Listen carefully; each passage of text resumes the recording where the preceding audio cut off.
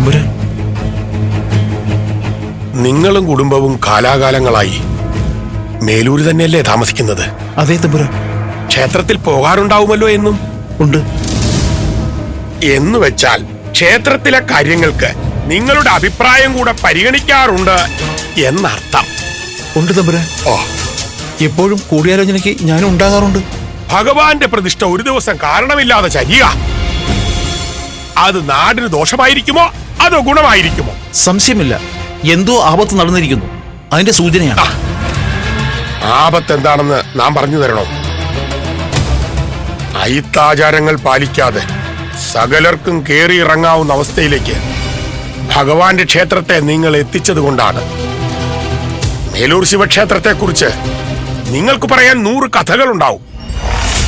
പക്ഷേ ഞങ്ങൾ ദേശമംഗലത്തുകാർക്ക് അത് കാട്ടുവാസികളുടെ വിഹാര കേന്ദ്രമാണ്. എന്നുവെച്ചാൽ അശുദ്ധമായ ക്ഷേത്രം. അയ്യോ തമ്പുരാൻ, അങ്ങനെയല്ല. ആ കുഞ്ഞ് അത്ഭുതങ്ങൾ നടത്തിയെന്നല്ലേ? എന്തായാലും ഭഗവാന്റെ ശക്തിയേക്കാൾ കൂടുതലുണ്ട് ആ കുഞ്ഞിനെന്ന് നിങ്ങൾ വിശ്വസിക്കുന്നുണ്ടോ? ഇല്ല. എങ്കിൽ മനസ്സിലാക്കിക്കോ, ക്ഷേത്രമുറ്റം അശുദ്ധമായതിനാൽ വിപത്തിന്റെ സൂചനയായി ഭഗവാൻ കാണിച്ചു തന്നത് തന്നെയാണിത്. കൃത്യമായ പരിഹാരം ചെയ്തില്ലെങ്കിൽ മേലൂർ എന്ന ദേശം പോലും പിന്നെ ഉണ്ടാവില്ല. മനസ്സിലായോ? തമ്പുരാൻ അടിയനെ വിളിപ്പിച്ചത് എന്തിനാണെന്ന് പറഞ്ഞില്ല. ഏക സഹോദരിയുടെ വിവാഹമാണ്. അതിലേക്ക് പണം സ്വരൂപിക്കാൻ വേണ്ടി താൻ അലഞ്ഞു തിരിഞ്ഞു നടക്കുകയാണ്. അതേ തമ്പുരാൻ. സഹോദരിയുടെ വിവാഹത്തിന് ആവശ്യമായ പൊന്നും പണവും നാം തരാം.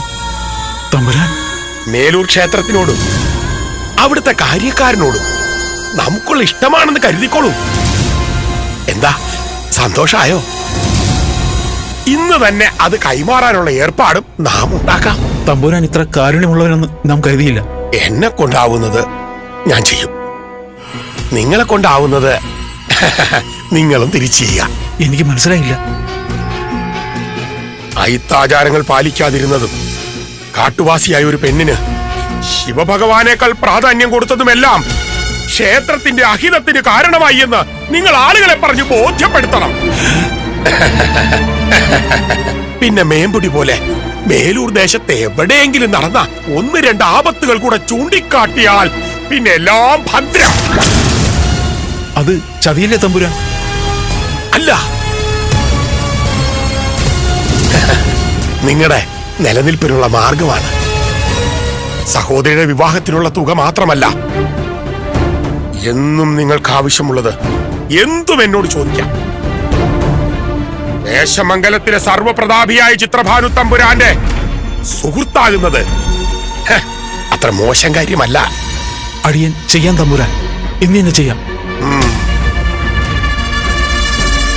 ആപത്തിനെ കുറിച്ചുള്ള വാർത്ത നാടുനീളെ പരക്കട്ടെ, ആളുകളുടെ മനസ്സിൽ ഭീതി നിറയട്ടെ, പരിഹാര മാർഗങ്ങൾ എല്ലാവരും ചിന്തിച്ചു തുടങ്ങട്ടെ. അപ്പോൾ ആ നടയിലേക്ക് നാം ഒരിക്കൽ കൂടെ എത്തും, എല്ലാ ശാപങ്ങളും അവസാനിപ്പിക്കാൻ.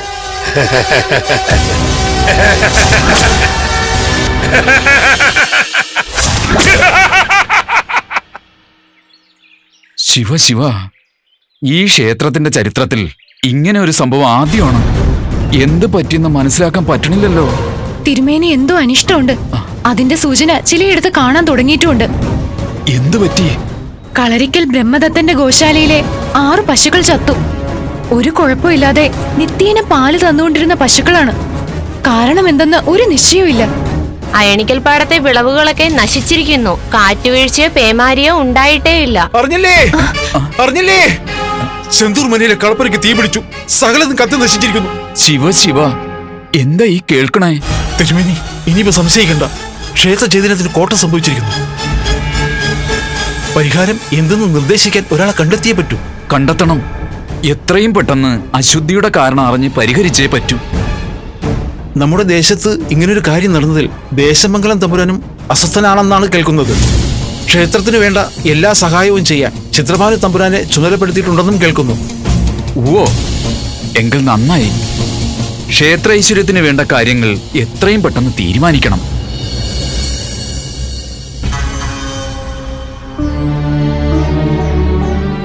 മേരൂർ ക്ഷേത്രത്തിലെ ശിവലിംഗം സ്വയംഭൂവാണല്ലേ അച്ഛാ? അതെ, സ്വയംഭൂവായി ഉയർന്നു വരുന്ന വിഗ്രഹം മറ്റെന്തിനേക്കാളും ചൈതന്യമുള്ളതല്ലേ? അതെല്ലോ. എന്നിട്ടെന്താ ഒരു കാരണവും ഇല്ലാതെ അത് ചരിഞ്ഞത്? കാരണമില്ലെന്ന് കുട്ടിയോട് ആര് പറഞ്ഞു? ആ നാട്ടിൽ അനിഷ്ട കാര്യങ്ങളൊന്നും സംഭവിച്ചിട്ടില്ലല്ലോ. അതൊരു തെറ്റായ ചിന്തയാണ്. ദൈവങ്ങൾ നടത്തുന്ന പരീക്ഷണങ്ങൾ എല്ലായ്പ്പോഴും ഒരാൾക്ക് വേണ്ടി ആകണമെന്നില്ല. ഒരാൾ ചെയ്യുന്ന തെറ്റിനു പോലും ദൈവത്തിങ്കിൽ നിന്ന് പ്രതികരണം ഉണ്ടാവും. കുട്ടി ആറ്റുകാലമ്മയുടെ കഥ ഹൃദ്യസ്ഥമാക്കിയ ആളല്ലേ? അതെ. കണ്ണകി മധുരാപുരി ചുട്ടിരിക്കുമ്പോ അവിടെ തെറ്റ് ചെയ്തത് ആരൊക്കെയായിരുന്നു? മധുരാപുരിയിലെ തമ്പുരാനും തമ്പുരാട്ടിയും സൈന്യാധിപനും. രാജസിംഹാസനത്തിലിരുന്ന് നടത്തിയ നീതികേടും ക്രൂരതയും ആ ദേശത്തിന് തന്നെ ദോഷമുണ്ടാക്കുന്നതായിരുന്നു. അതുകൊണ്ടാണല്ലോ കണ്ണകിയുടെ കനൽച്ചൂടിൽ മധുരാപുരി വെന്തെരിഞ്ഞത്. ഒരുപക്ഷെ ഹിതകരമല്ലാത്തൊരു പ്രവൃത്തി ആരെങ്കിലും ഒരാളിൽ നിന്നും ഉണ്ടായാലും മതി. പക്ഷേ ആനയെ കൊണ്ട് വലിപ്പിച്ചിട്ട് പോലും വിഗ്രഹം നേരെയായില്ലെന്നല്ലേ പറയുന്നത്? ഒരുപക്ഷെ ദൈവത്തിന്റെ ശക്തിയെ മനുഷ്യരുടെയോ മൃഗങ്ങളുടെയോ ശക്തി കൊണ്ട് തോൽപ്പിക്കാമെന്ന് ചിലർ വിഡ്ഢിത്തം പറയുന്നതാണ്. ഒരു കാര്യം കുട്ടി ഉറപ്പിച്ചോളൂ, ഇക്കാര്യത്തിൽ ഭഗവാന് ഒരു നിശ്ചയമുണ്ട്. അതനുസരിച്ചുള്ള പരിഹാരങ്ങൾ മേലൂർ കോവിലിൽ നടന്നേ പറ്റൂ. അതനുസരിച്ച് ശിവലിംഗം പൂർവ്വരൂപത്തിലെത്തൂ. ആർക്കായിരിക്കും ആ ശിക്ഷ കിട്ടാൻ പോകുന്നത്? ആരായിരിക്കും അത്രയും കടുത്ത തെറ്റ് ചെയ്തത്? കണ്ടെത്തുന്നതും നമ്മളല്ല, വിധിക്കുന്നതും നമ്മളല്ല. എല്ലാം ഭഗവത് നിശ്ചയം.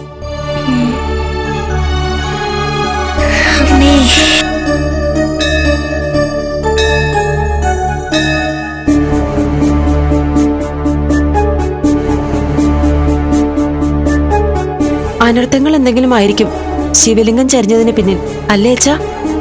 നിർബന്ധമില്ല, ഭഗവാന്റെ പരീക്ഷണവുമാകാം. ഇതിപ്പോ ഇവിടെ മാത്രമല്ല, പല സ്ഥലങ്ങളിലും പല രൂപത്തിലും ഇത്തരം പരീക്ഷണങ്ങൾ നടന്നിട്ടുണ്ട്. ഭക്തിയുടെ ശോഷണം തന്നെയാണ് പ്രധാന കാരണം.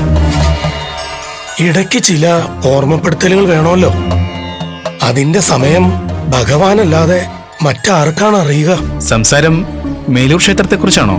അതെ. ഒരു വിവരം അറിഞ്ഞോ? നാളെ പരിഹാര കർമ്മങ്ങൾ നിശ്ചയിക്കാൻ ഒരു ജ്യോതിഷി വരുന്നു. ആരാ വരുന്നത്? ചെറുവള്ളി വാസുദേവൻ നമ്പൂതിരി. അയാളോ? എന്താ അച്ഛാ? അയാള് ബഹു കേമനാണെന്നാണല്ലോ കേൾക്കുന്നത്. കേമനാണ്, പക്ഷേ കേമത്വം ജ്യോതിഷത്തിൽ മാത്രമല്ല. അച്ഛൻ എന്താ ഉദ്ദേശിക്കുന്നത്? ആളെ എനിക്ക് നന്നായിട്ടറിയാം, നേരിട്ട് തന്നെ. അധികാര സ്ഥാനങ്ങളോടാണ് അടുപ്പം. അതിനുവേണ്ടി എത്ര വലിയ സത്യവും മാറ്റിമറിക്കാനുള്ള വിരുദ്ധമുണ്ട്. മേലൂർ ദേശവാസികൾക്ക് ഇതെന്തു പറ്റി ഇങ്ങനൊരാളെ തെരഞ്ഞെടുക്കാൻ? ഏർപ്പാടുകളെല്ലാം ചിത്രഭാനു തമ്പുരാന്റെ വകയല്ലേ? എങ്കിൽ പിന്നെ സംശയിക്കണ്ട. ചെറുവള്ളി വാസുദേവന്റെ വരവ് ആർക്കോ ഉള്ള ദുസൂചനയാണ്. ഭഗവാന്റെ നടയിൽ നിന്ന് അങ്ങനൊരു അതിക്രമം കാണിക്കാൻ അദ്ദേഹത്തിന് പറ്റുമോ? സാധിച്ചിട്ടുണ്ട്. പലരുടെയും കണ്ണീരിന് കാരണമായിട്ടുമുണ്ട്. ദൈവത്തെ പോലും അയാൾ ഭയക്കുന്നില്ലെന്നാണ് തോന്നുന്നത്. മനസ്സ് വല്ലാതെ ആശങ്കപ്പെടുന്നുണ്ടല്ലോ. മേലൂർ നിവാസികൾ ആരോടെങ്കിലും ഇക്കാര്യം അറിയിക്കണോ? വേണമെങ്കിൽ അവിടം വരെ പോകാൻ എനിക്ക് ബുദ്ധിമുട്ടില്ല. വേണ്ട. തീരുമാനിച്ചത് ചിത്രഭാനു തമ്പുരാനാണെങ്കിൽ മുടക്കുന്ന ആളെ അയാൾ കണ്ടെത്തും. ഗംഗാദത്തനോട് അല്ലെങ്കിലും ശത്രുത ഉണ്ട് അയാൾക്ക്. അതിനി കൂട്ടണ്ട. ശിവലിംഗം നേരെയാക്കാനുള്ള മാർഗം നിർദ്ദേശിക്കണം.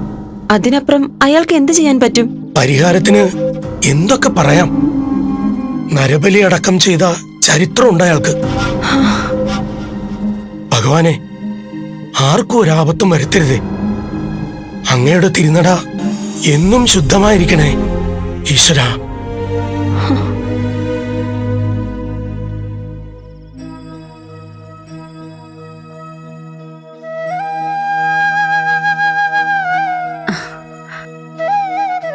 എന്താ അമ്മയെ വിഷമിച്ചിരിക്കുന്നത്? ഒന്നുമില്ല മോളെ. അമ്മ ആരെങ്കിലും വഴക്കു പറഞ്ഞോ? പണിക്ക് പോകുന്ന സ്ഥലത്ത് വല്ല കുഴപ്പമുണ്ടോ? ഇല്ല. പിന്നെ എന്താ വിഷമം? എന്നോട് എന്താ പറയാത്തത്? മേലൂർ അമ്പലത്തിൽ നടന്ന കാര്യങ്ങള് പണിക്ക് പോകുന്ന സ്ഥലത്തുള്ള ആൾക്കാരൊക്കെ പറഞ്ഞു. നമ്മൾ അവിടെ പോയ കാര്യം എല്ലാരും അറിഞ്ഞു. നമ്മൾ കയറി അശുദ്ധമാക്കിയത് കൊണ്ടാണ് ശിവലിംഗം ചരിഞ്ഞതെന്നൊക്കെ. അങ്ങനെയല്ലല്ലോ അവിടുത്തെ പൂജാരി പറഞ്ഞത്. പ്രതിഷ്ഠയ്ക്ക് നമ്മുടെ വീട്ടിൽ വന്നത് ശിവഭഗവാൻ തന്നെയെന്നല്ലേ? ഭഗവാൻ ഇല്ലാത്ത അയിത്തം ആൾക്കാർക്ക് എന്തിനാ? വേദക്കുട്ടി എപ്പോഴും ചോദിക്കുന്ന ചോദ്യമാ. അതൊന്നും പറഞ്ഞിട്ട് കാര്യമില്ല മോളെ. ഇനിയിപ്പോ എല്ലാരും ചേർന്ന് പരിഹാരം ആലോചിക്കും. അപ്പോ നമ്മുടെ കാര്യമായിരിക്കും പറയുക. അങ്ങനെ പറഞ്ഞാ നമ്മളെ ശിക്ഷിക്കുവോ? അമ്മയ്ക്ക് അറിഞ്ഞൂടാ. ശിക്ഷിച്ചാലും നമ്മൾ എന്ത് ചെയ്യാനാ? സഹിക്കേണ്ടി വരും. തോണിക്കാരന്റെ വേഷത്തിൽ വന്നത് പരമശിവനാണെങ്കിൽ, യോഗിനിയമ്മ പറയുന്ന സത്യമാണെങ്കിൽ നമുക്കൊന്നും പറ്റില്ലമ്മേ. വേദക്കുട്ടി എപ്പോഴും കൂടെ നടക്കുന്നത് കൊണ്ട് അമ്മയ്ക്ക് അറിയാവുന്നതുപോലെ ആളുകൾ തമ്മിലുള്ള വ്യത്യാസമൊന്നും മോൾക്കറിയില്ല. ഈ പറഞ്ഞു കേൾക്കുന്നതൊന്നുമല്ല മോളെ ലോകം. അതിനും അപ്പുറത്താ ആൾക്കാരുടെ ചിന്ത. ചരിഞ്ഞ ശിവലിംഗം നേരെയായ പിന്നെ കുഴപ്പമൊന്നുമില്ലല്ലോ. അതിന് നേരെ ആവണ്ടേ? ഭഗവാനല്ലേ ചരിഞ്ഞത്. അപ്പൊ ഭഗവാനോട് പറഞ്ഞാ പോലെ നേരെ ഇരിക്കാൻ. കളി പറയില്ലേ ദൈവങ്ങളെ കുറിച്ച്? കുഞ്ഞുങ്ങളുടെ കളിക്കൂട്ടുകാരല്ലേ ദൈവങ്ങള്. അങ്ങനെ വേദക്കുട്ടി പറഞ്ഞിട്ടുണ്ട്, യോഗിനിയമ്മ പറഞ്ഞിട്ടുണ്ട്, തോണിക്കാരന്റെ വേഷത്തിൽ വന്ന ഭഗവാനും പറഞ്ഞിട്ടുണ്ട്. നമുക്ക് ഭഗവാനോട് പ്രാർത്ഥിക്കാം അമ്മേ. അപ്പോൾ അവിടെ ഉണ്ടായ പ്രശ്നങ്ങളൊക്കെ മാറും. ഭഗവാനെ, ഞങ്ങളെ ശിക്ഷിക്കല്ലേ. എന്റെ അമ്മയുടെ സങ്കടം മാറ്റി കൊടുക്കണേ. ഞങ്ങൾക്ക് ഭഗവാനല്ലാതെ വേറെ ആരും ഇല്ല പറയാൻ. കാത്തുകൊള്ളണേ.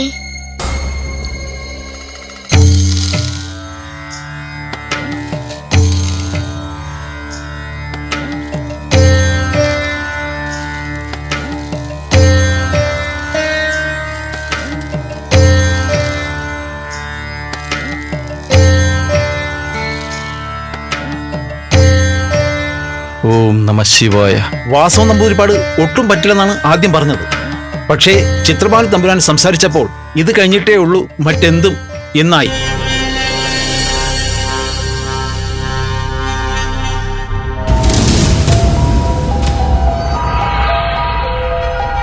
ദേശങ്ങളായ ദേശങ്ങൾ മുഴുവൻ സഞ്ചരിച്ചവനാണ് ഞാൻ. എത്രയോ ക്ഷേത്രങ്ങൾ കയറിയിറങ്ങി. നമ്മുടെ മനസ്സിനൊരു വിഭ്രാന്തി ഉണ്ടായപ്പോ അത് പരിഹരിക്കപ്പെട്ടത് ഈ നടയിലാണ്. ആ അത്യാത്ഭുതം നമുക്ക് ജീവിതകാലം മറക്കാനാവില്ല. മേലൂർ ശിവക്ഷേത്രത്തിന് വേണ്ടി എന്ത് ചെയ്യാനും നാം ഒരുക്കാം. മേലൂർ വാസികൾ അങ്ങയോട് കടപ്പെട്ടിരിക്കുന്നു. കടപ്പാട് നമ്മോടല്ലല്ലോ, ശ്രീ പരമേശ്വരനോടല്ലേ വേണ്ടത്. ശിവ ശിവ.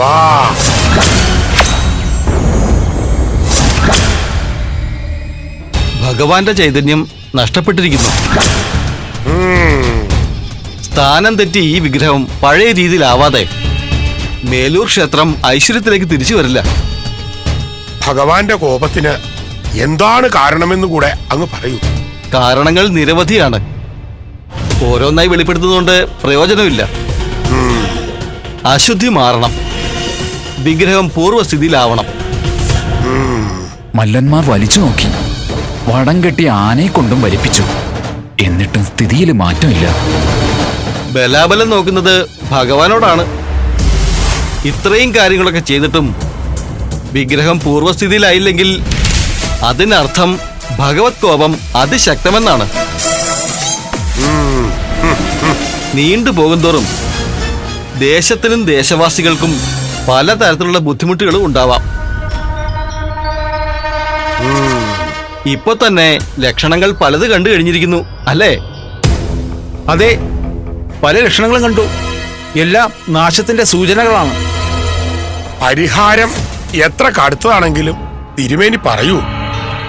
ആളുകളെല്ലാം വേദനയോടെയാണ് നിൽക്കുന്നത് അല്ലേ?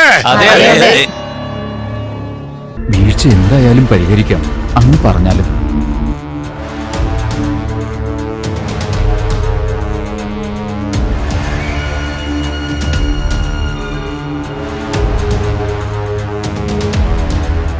എന്താ തിരുമേനി?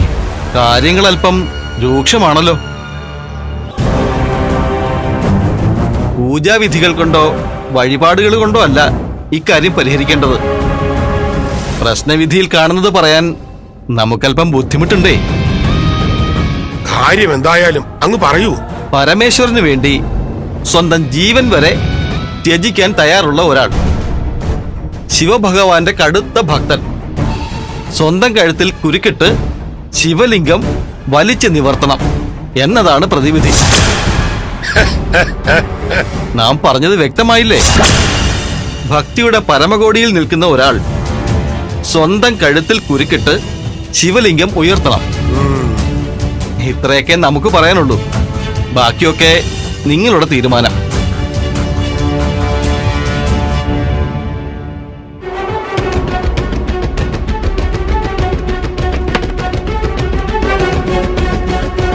പരിഹാരം ചെയ്തല്ലേ പറ്റൂ. നിത്യേന എല്ലാ നേരവും ശിവഭഗവാനെ പൂജിക്കുന്ന നമ്മുടെ തിരുമേനേക്കാൾ അതിന് യോഗ്യതയുള്ളയാൾ വേറെ ആരാണ്? അല്ല, അത് പിന്നെ നമ്മെ ഉദ്ദേശിച്ചായിരിക്കില്ല ഭക്തർ എന്ന് പറഞ്ഞത്. കാരണം അങ്ങനെ ഒരു കർമ്മം നടക്കുമ്പോഴും നാം ഇവിടെ ഉണ്ടാവണമല്ലോ.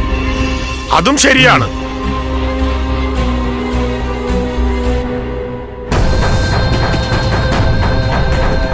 പരമഭക്തരായ ആർക്ക് വേണമെങ്കിലും മുമ്പോട്ട് വരാം. മേലൂർ ഭഗവാന് വേണ്ടി ഈ കർമ്മം ഏറ്റെടുക്കുന്നത് ആരായാലും അത് പുണ്യമാണ്. തന്നെ കൊണ്ടാവോ? അടിയനെ കൊണ്ട് കഴിയില്ല. എന്നെ കൊണ്ടാവില്ല. ആരോ? എന്നെ കൊണ്ട് പറ്റില്ല. കഴിയില്ല തമ്പുരാനെ.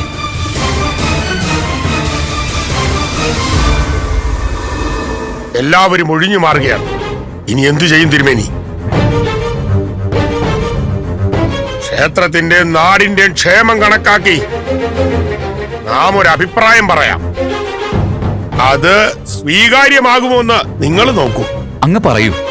ഈ ക്ഷേത്രനടയിൽ നിങ്ങളെല്ലാവരും കാണെ അത്ഭുതം കാണിച്ച ഒരു കുഞ്ഞുണ്ട്. അതേ കുഞ്ഞു തന്നെയാണ് നമുക്ക് മരുന്ന് നൽകി നമ്മെ സുഖപ്പെടുത്തിയത്.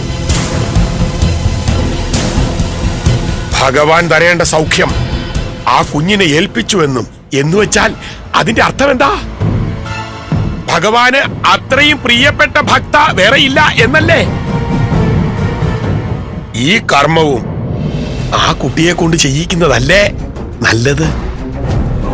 അത്ഭുതങ്ങളുടെ കലവറയായ കുഞ്ഞ് ഇതും സാധിക്കുമല്ലോ. പറഞ്ഞതൊക്കെ ശരിയാണ്, പക്ഷേ അതൊരു കൊച്ചു കുഞ്ഞല്ലേ. ചിത്രഭാനു തമ്പുരാൻ പറഞ്ഞതിൽ തെറ്റില്ലെന്നാണ് എനിക്ക് തോന്നുന്നത്. ആ കുഞ്ഞിനെ കൊണ്ട് സാധിക്കും തിരുമേനി. അവളെ കൊണ്ട് മാത്രമേ നമ്മളെ രക്ഷിക്കാൻ സാധിക്കൂ. ഭക്തയായ ഒരു കുഞ്ഞ് ഇതിനു വേണ്ടി ശ്രമിക്കുമ്പോ ഭഗവാന്റെ കോപം അടങ്ങുമെന്ന് തന്നെയാണ് എനിക്ക് തോന്നുന്നത്. മറ്റു മാർഗങ്ങളൊന്നുമില്ലെങ്കിൽ അങ്ങനെ തന്നെ നടക്കട്ടെ. ആവശ്യം അറിയിച്ച് ആ കുഞ്ഞിന്റെ അമ്മയുടെ അടുത്തേക്ക് നോം ആളിനെ അയക്കാം.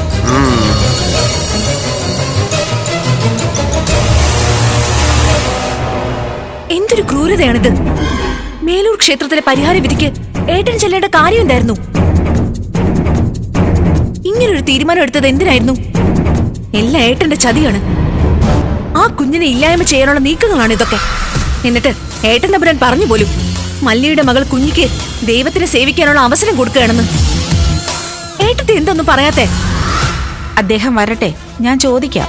മറ്റുള്ളവരെല്ലാം മണ്ടന്മാരാണെന്നാണ് ഏട്ടൻ തമ്പുരാൻ ധരിച്ചു വെച്ചിരിക്കുന്നത്. ഒരു കാര്യം ഏട്ടത്തി വ്യക്തമായി പറഞ്ഞോളൂ, ദേശമംഗലം തമ്പുരാന് ആരോടും പകയില്ല. അതിനുവേണ്ടി അദ്ദേഹം വൃത്തികെട്ട വഴികൾ സ്വീകരിക്കുകയില്ല. ഉപദേശിച്ചു നോക്കി, പക്ഷേ ആത്മഹത്യയെക്കുറിച്ചാണ് അദ്ദേഹം സംസാരിക്കുന്നത്. ഇതിനേക്കാൾ നല്ലത് അത് തന്നെയാണ് ഏട്ടത്തി. പ്രതിഷേധങ്ങൾ മനസ്സിലുണ്ടായിട്ടും ഒന്നും പറയാതിരിക്കുകയായിരുന്നു ഞാൻ ഇതുവരെ. പക്ഷേ ഇനി ഇത് അനുവദിച്ചു കൊടുക്കാൻ ബുദ്ധിമുട്ടാണ്. തമ്പുരാൻ ക്ഷമിക്കണം.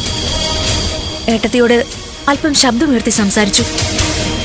ഏട്ടത്തി, ആളുകൾക്കിടയിൽ ഒരു സംസാരം കൂടി വന്നിട്ടുണ്ട്.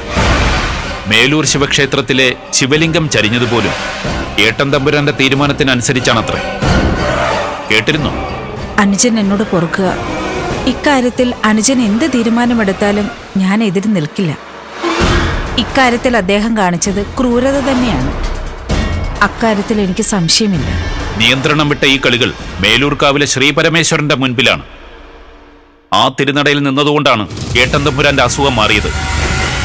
വീണ്ടും ദൈവകോപത്തിനിടയാവുകയാണെങ്കിൽ എന്തായിരിക്കും ഏട്ടൻ തമ്പുരാന്റെ സ്ഥിതിയെന്ന് എനിക്ക് ഊഹിക്കാനേ വയ്യ. അനുജൻ പറയണം, നമുക്ക് പറഞ്ഞു തിരുത്താവുന്നതേ ഉള്ളൂ. ഏട്ടനോട് സകല ബഹുമാനവും നിലനിർത്തിയേ നാം ഇതുവരെ പെരുമാറിയിട്ടുള്ളൂ. പക്ഷേ ഇനി രാജധർമ്മത്തിനനുസരിച്ച് നമുക്ക് പെരുമാറേണ്ടി വരും. ദേശമംഗലത്തിന് അപമാനമുണ്ടാക്കുന്ന ഒരാളെ ഒരുപക്ഷെ കൊട്ടാരക്കെട്ടിൽ വച്ചു വാഴിക്കാനും നമുക്കായെന്ന് വരില്ല.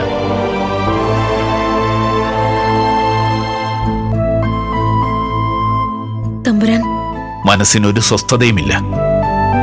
നേരെ കാണുമ്പോൾ ആളുകൾ പറയുന്നത് പരാതികളാണ്, അല്ലാത്തപ്പോൾ പഴി പറയുന്നവരുമുണ്ട്.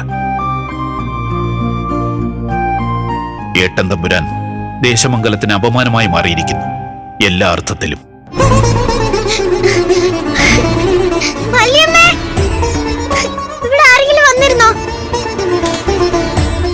മേലൂർ അമ്പലത്തിൽ നിന്ന് ആൾക്കാർ വന്നിരുന്നു. എന്തിനാ? നാളെ പുലർകാലത്ത് അങ്ങോട്ടേക്ക് ചെല്ലാൻ പറഞ്ഞു. മല്ലിയമ്മ ചെല്ലാമെന്ന് പറഞ്ഞിരുന്നോ? പറഞ്ഞു. ഭഗവാന്റെ കാര്യല്ലേ, മുടക്കാൻ പറ്റുമോ? മല്ലിയമ്മ പോകണ്ട. ഇത് ചിത്രപാന തമ്പുരാന്റെ ചതിയ. തമ്പുരാൻ കുഞ്ഞെ കൊല്ലാൻ വേണ്ടി ചെയ്യുന്ന ചതിയ. പോകാണ്ടിരിക്കാൻ പറ്റില്ലല്ലോ മോളെ. അമ്പലത്തിന്റെ ഐശ്വര്യം പോയെങ്കില് അതിനെല്ലാരും കൂടി നമ്മളെയാണ് തിരഞ്ഞെടുത്തതെങ്കിൽ പോയല്ലേ പറ്റൂ. അച്ഛൻ തിരുമേനി പറഞ്ഞു, അച്ഛൻ തിരുമേനിയുടെ പരിചയക്കാരും പറഞ്ഞു, ഇതെല്ലാരും കൂടെ ചേർന്ന് നടത്തുന്ന ചതിയ. പോകരുത് മല്ലിയമ്മ. കുഞ്ഞി, നീ മല്ലിയമ്മയോട് പറ. വേദക്കുട്ടി എപ്പോഴും പറയാറില്ലേ, ഭഗവാൻ ആരോടും പകയൊന്നുമില്ലെന്നും ഒരു ചതിക്കും ഭഗവാൻ കൂട്ടു നിൽക്കില്ല എന്നൊക്കെ. അപ്പൊ പിന്നെ പോയാലെന്താ? ഒന്നും മിണ്ടാതിരിക്കുന്നുണ്ടോ കുഞ്ഞിപ്പെണ്ണെ? മല്ലിയമ്മയെ പോകില്ലെന്ന് പറ. പോയാ പിന്നെ ഇനി എന്റെ കുഞ്ഞിപ്പെണ്ണിനെ കാണാൻ പറ്റില്ല. മോള് പേടിക്കണ്ട, കുഞ്ഞിപ്പെണ്ണിന് ഒന്നും പറ്റില്ല. അമ്പലത്തിൽ ചെല്ലുമ്പോ അവരുടെ കാല് പിടിച്ച് മല്ലിയമ്മ പറയും, കുഞ്ഞിപ്പെണ്ണിന്റെ കഴുത്തിൽ കയറിടരുതേന്ന്. പകരം കഴുത്തിൽ കയറ് കെട്ടി മല്ലിയമ്മ അത് വലിച്ചോളാന്ന്. വേണ്ടമ്മേ. മോള് പേടിക്കണ്ട. മോളുടെ അമ്മയ്ക്ക് എന്തെങ്കിലും സംഭവിച്ചാൽ മോൾക്ക് വേദക്കുട്ടിയുണ്ട്, വേദക്കുട്ടിയുടെ അച്ഛനുണ്ട്, യോഗിനിയമ്മയുണ്ട്, എല്ലാരും ഉണ്ട്. മല്ലിയമ്മ പോകാൻ ഞാൻ സമ്മതിക്കില്ല. ഇത് ഭഗവാന്റെ തീരുമാനമാണെങ്കിൽ മല്ലിയമ്മ പോയിരിക്കും. എന്റെ ദേശമംഗലത്ത് അമ്മയാണ് സത്യം. ഞാൻ പോയി യോഗിനിയമ്മയെ കാണട്ടെ. ഇതെന്താണെന്ന് ചോദിക്കട്ടെ? വേണ്ട വേദക്കുട്ടി. വേണം. നല്ലവർക്ക് ആപത്തൊന്നും ഉണ്ടാവില്ലെന്ന് യോഗിനിയമ്മ എപ്പോഴും പറയുന്നത്. എന്നിട്ടെന്താ ഇങ്ങനെ വന്നതെന്ന് അറിയണമല്ലോ. പോകുന്നില്ലെന്ന് തീരുമാനിച്ചാൽ അവിടുന്ന് ആൾക്കാർ വരും, പിടിച്ചോണ്ട് പോകും.